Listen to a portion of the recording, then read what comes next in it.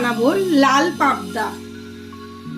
এখানে আমি কড়াতে আগে 2 টেবিল স্পুন সর্ষের তেল গরম করে নেব। তেলটা গরম হতে হতে আমরা দেখে নিই লাল পাবদা বানাতে আমাদের কি কি লাগে।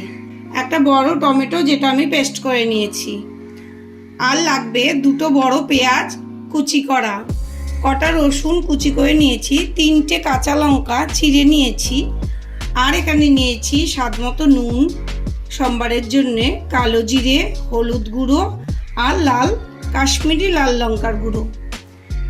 আর এখানে নিয়েছি আমি 6টা পাবদা মাছ, এটাকে আমি নুন আর হলুদ দিয়ে মাখিয়ে রেখেছি। তেলটা আমার গরম হয়ে গেছে। আমি এখানে মাছগুলো ভাজার জন্যে প্রথমে একটু হলুদ আর একটু নুন তেলের মধ্যে দিয়ে দেব, যাতে মাছটা না ফোটে।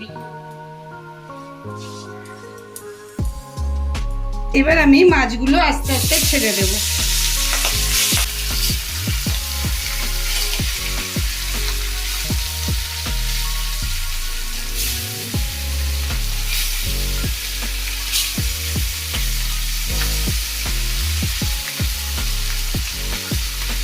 এবং ঢেকে ঢেকে মাছটা ভাজবো।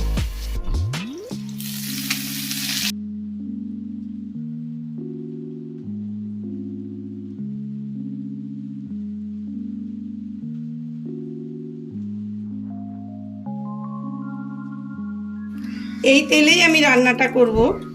এখানে আমি প্রথমে কালো জিরা সম্বার দেব,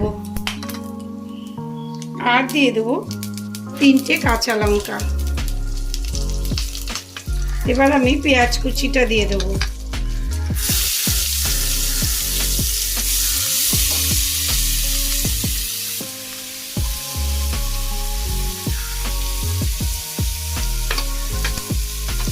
আর দিয়ে দেব রসুন কুচি।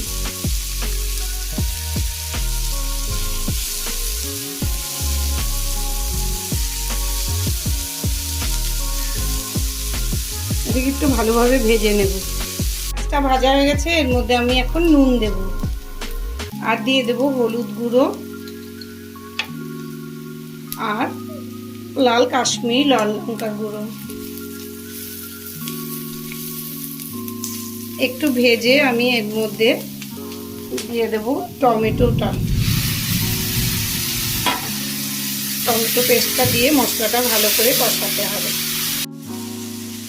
টমেটোটা দিয়ে আমি কষিয়ে নিলাম। এবার আমি এতে জল অ্যাড করে দেবো।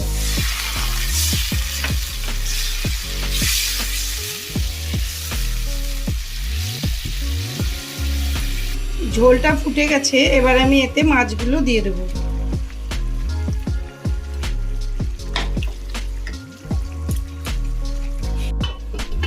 ঢাকনা দিয়ে মাছটাকে 2 মিনিট সেদ্ধ করব। 2 মিনিট হয়ে গেছে, মাছটা আমার সেদ্ধ হয়ে গেছে।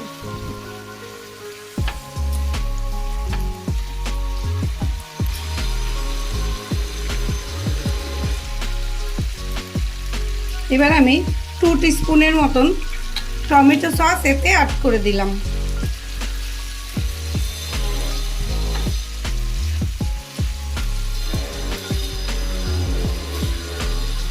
গ্যাসটাকে অফ করে দেব। আমার লাল পাবদা রেডি। তাহলে আমার তৈরি হয়ে গেল লাল পাবদা বা টমেটো পাবদা। আপনাদের যদি আমার আজকের এই রেসিপিটি পছন্দ হয়ে থাকে তাহলে অতি অবশ্যই লাইক ও কমেন্ট করে আমাকে জানাবেন, আর আমার চ্যানেলটিকে সাবস্ক্রাইব করে দেবেন। ধন্যবাদ।